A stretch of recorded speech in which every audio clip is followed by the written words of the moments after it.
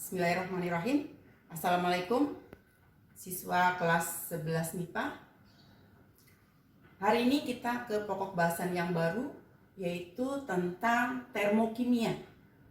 Ibu ingatkan ya, untuk kelas 11 materi kita adalah di semester 1 hidrokarbon, termokimia, laju reaksi, dan kesetimbangan. Kemudian di semester 2 itu adalah asam basa, hidrolisis garam, larutan buffer, kemudian titrasi asam basa, dan koloid. Nah, dari materi kelas 11 itu hanya pembuka dan penutup yang merupakan konsep atau kita sebut bisa hafalan. Nah, di tengah-tengahnya itu dimulai dari termo, kita mulai dengan hitungan. Nah, pada umumnya menurut pengamatan ibu, kenapa siswa-siswa kadang susah mengerjakan soal-soal hitungan? Itu karena konsepnya, kurang paham dengan konsepnya. Nah, karena itu perhatikan apa yang ibu ajarkan dan kamu catat. Kamu catat apa-apa yang ibu sampaikan, kemudian nanti bisa kamu tanyakan apa-apa yang belum kamu ketahui. Sekarang kita mulai dengan termokimia. Nah, dari kata-katanya termokimia berarti termo itu adalah panas, kimia berarti reaksi kimia. Berarti di pokok bahasan termokimia ini kita akan mempelajari perubahan energi yang berupa panas atau kalor yang menyertai perubahan kimia atau yang menyertai reaksi kimia.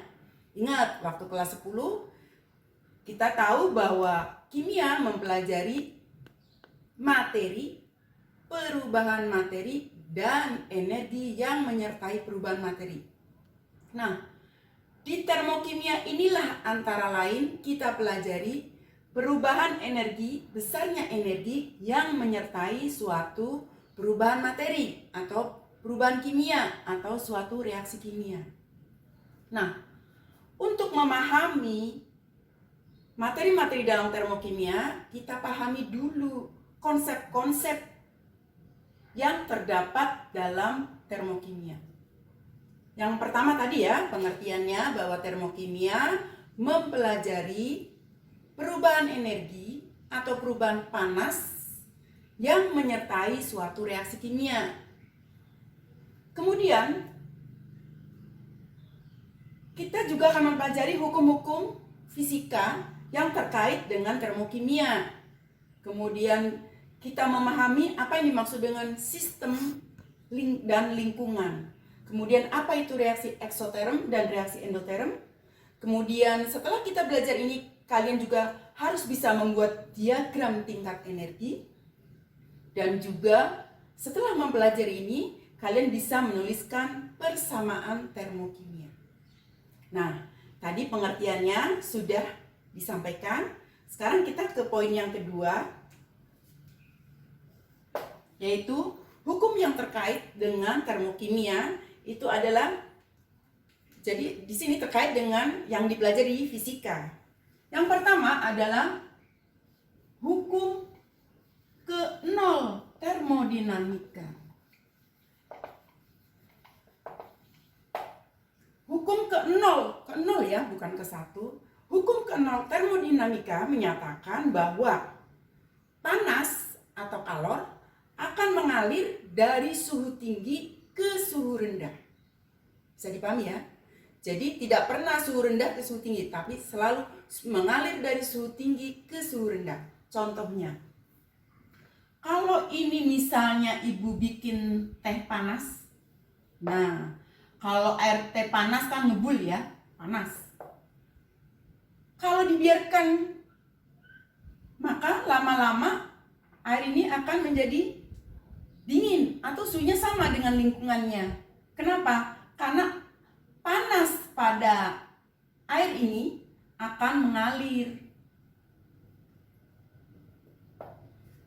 ke suhu yang lebih rendah. Siapa yang suhu lebih rendah? Ya udara di sekitarnya, lingkungan di sekitarnya. Jadi kalau misalnya Air teh panasnya misalnya 75 derajat Celcius. Sementara suhu ruangan kan sekitar 25 atau 30 derajat Celcius. Misalnya ini suhu ruangannya taruhlah dini hari jam 10 30 derajat Celcius. Ini air teh panas misalnya 75 derajat Celcius. Maka menurut hukum termodinamika, panas dari air teh ini akan mengalir ke sekitarnya sehingga nanti suhunya menjadi sama, seimbang. Kemudian, bagaimana kalau misalnya ini, nah ini yang ibu gambar adalah batu es. Batu es meleleh, titik leleh air adalah 0 derajat Celcius. Berarti kalau batu es pasti suhunya di bawah 0. Nah, kalau udara di sekitarnya adalah 30 derajat Celcius, es di bawah 0, maka siapa yang lebih panas? Udara di sekitarnya. Maka panas akan mengalir dari, ini nanti disebut lingkungan, ke es. Panas mengalir dari suhu yang tinggi ke suhu yang rendah. Sehingga karena dia mendapat kiriman panas dari sekitarnya, maka suhu es menjadi naik. Yang pada akhirnya dia melewati titik lelehnya. Melewati 0 sehingga lama-lama esnya mencair. Bisa dipahami ya? Jadi hukum ke-0 termodinamika, ibu ulangi, menyatakan bahwa panas mengalir dari suhu yang lebih tinggi ke suhu yang lebih rendah. Kemudian,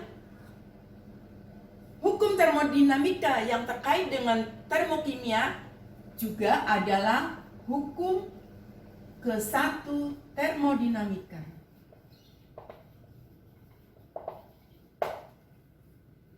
Hukum ke-1 termodinamika dalam fisika kita belajar itu sama dengan hukum kekekalan energi. Bahwa energi tidak bisa diciptakan dan tidak bisa dimusnahkan. Energi hanya berubah dari satu bentuk ke bentuk lainnya. Nah, karena energi di alam itu tidak bisa diciptakan dan tidak bisa dimusnahkan, maka besarnya energi di alam itu selalu tetap, selalu konstan, tidak berubah. Demikian juga besarnya energi yang dimiliki oleh suatu materi atau benda, energi yang dimiliki oleh suatu materi atau benda kita sebut dengan, dilambangkan dengan energi dalam atau U. Itu besarnya juga tetap, yaitu berapa besarnya adalah energi potensial plus energi kinetik, energi gerak. Nah, ini dibahas dalam fisika. Sekarang kaitannya dengan kimia. Nah, berapa besarnya energi dalam atau energi yang dimiliki oleh suatu materi itu tidak bisa diketahui. Kita hanya bisa mengetahui atau bisa mengukur besarnya perubahan energi dalam, delta U. Berapa besarnya perubahan energi dalam adalah tergantung dari berapa panas yang dilepas atau diserap oleh suatu materi dan berapa kerja yang dilakukan oleh suatu materi atau sistem. Nah, tentu saja materi bisa melepas panas, ya kan? Kalau ini bisa melepas panas, untuk air teh dia akan melepas panas. Atau kalau air es atau batu es ya, dia akan menyerap panas. Nah, berarti Ki itu tergantung harganya. Ki adalah disebut dengan panas reaksi. Panas, nama lainnya adalah kalor. Maka panas reaksi disebut juga dengan kalor reaksi. Kemudian W adalah kerja.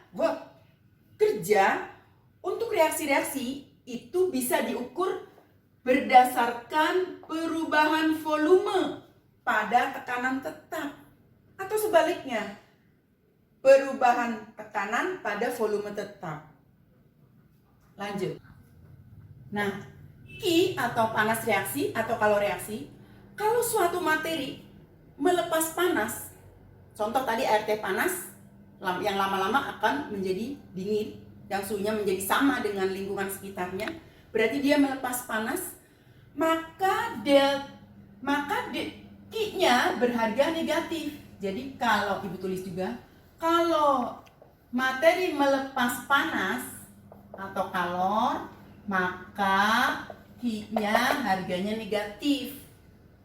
Sebaliknya, kalau suatu materi seperti tadi batu es, dia kan akan menyerap panas dari lingkungannya, menyerap panas, menyerap kalor, maka bagaimana? Q-nya berharga positif. Bisa dipahami ya?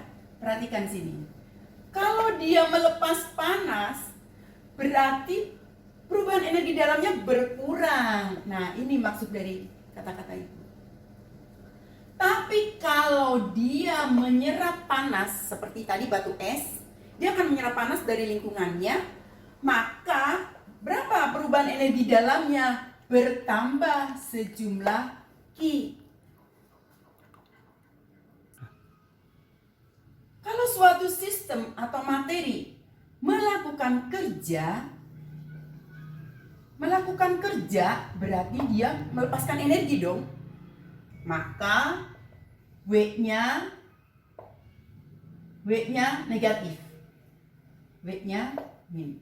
Sebaliknya, kalau pada sistem itu dilakukan kerja, misalnya pada suatu sistem itu diberi tekanan yang besar, berarti energi potensialnya bertambah atau W-nya positif. Nah, jadi berapa harga Q dan W tergantung materinya. Dia menyerap kalor atau melepas kalor. Dia melakukan kerja atau dikenai suatu pekerjaan. Nah, itu kaitannya hukum termodinamika dengan termokimia tentang perubahan energi dalam. Lanjut. Sekarang kita ke pengertian sistem dan lingkungan. Apa itu sistem? Nah, kamu catat, tidak semuanya yang ibu omongkan itu ibu tulis. Jadi kamu catat supaya lebih cepat. Nah, sistem adalah, dalam termokimia kita mengenal istilah sistem dan lingkungan. Apa itu sistem? Sistem adalah segala sesuatu yang menjadi objek penelitian kita, yang menjadi objek pengamatan kita. Itu sistem. Materi yang menjadi objek pengamatan. Sementara lingkungan adalah segala sesuatu di luar sistem, itu namanya lingkungan. Contohnya, kalau ibu mau mereaksikan, ini adalah asam cuka, kemudian ini adalah soda kue. Jadi, ibu akan mereaksikan asam cuka, rumusnya CH3COOH. Akan ibu reaksikan dengan soda kue, natrium bikarbonat. Ibu akan tulis agak ke kiri.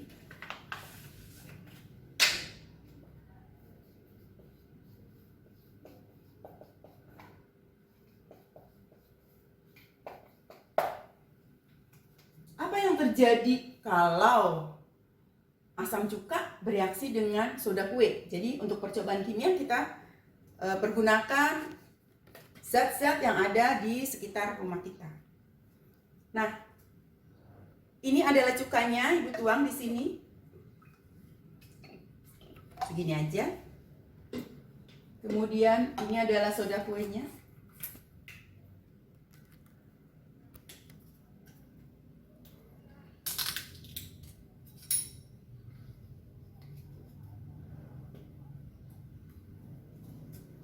Asam cuka, soda kue. Nah, yang mau kita amati adalah reaksi antara asam cuka dan soda kue. Maka asam cuka dan soda kue ini adalah sistem yang kita amati. Perhatikan apa yang terjadi. Nah, loh, ternyata terbentuk gas, ya kan? Terbentuk gas dan terasa dingin. Terasa dingin. Berarti di sini ada perpindahan kalor.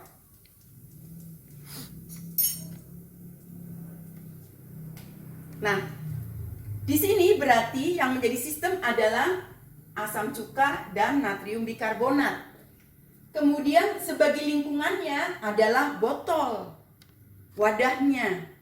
Kenapa botolnya terasa dingin? Kamu bisa lakukan nanti di rumahmu masing-masing. Kenapa botolnya terasa dingin? Karena panas dari botol diserap untuk melakukan reaksi ini. Berarti reaksi ini menyerap panas. Menyerapnya dari mana? Dari lingkungannya, dari botol wadahnya. Sehingga suhu botol yang tadinya sama dengan suhu kamar menjadi lebih dingin. Nah, kita tuliskan reaksinya menjadi CH3COONA plus asam karbonat. Nah, asam karbonat karena dalam ruang terbuka, maka dia akan segera terurai menjadi H2O dan CO2 gas. Itulah sebabnya maka tadi terbentuk gelembung-gelembung gas. Nah, berarti ini sistem, kemudian lingkungan. Sistem adalah objek yang sedang kita amati, yaitu reaksi kimia, zat yang melakukan reaksi kimia. Kemudian lingkungannya adalah wadahnya, segala sesuatu di luar sistem itu lingkungan. Dalam hal ini adalah botolnya. Sistemnya adalah ini, lingkungannya adalah botolnya atau wadahnya atau lingkungan di sekitarnya. Misalnya tangan ibu megang, tangan ibu kenapa jadi dingin? Karena panas yang ada di tangan ibu diambil oleh botol yang dingin. Jadi panas itu selalu mengalir dari suhu yang lebih tinggi ke suhu yang lebih rendah.